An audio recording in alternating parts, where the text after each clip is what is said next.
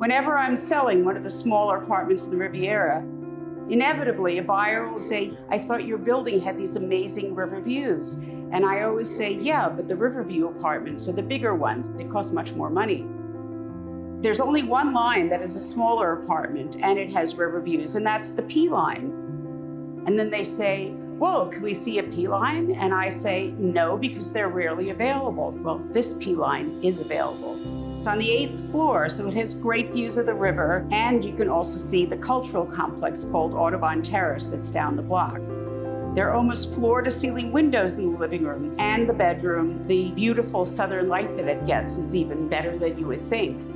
And there are Juliet balconies with little metal fences that are fashioned with a beautiful modernist design. I also love the arches between the rooms. They appear to be overlapping and intertwined, but they're also a really cool architectural feature.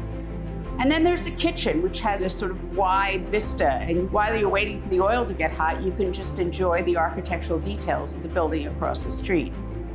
And look at the sheer size of the rooms. Many people are able to put a couch or a desk both on the far side of the bedroom and even in the living room or the hallway between the two rooms.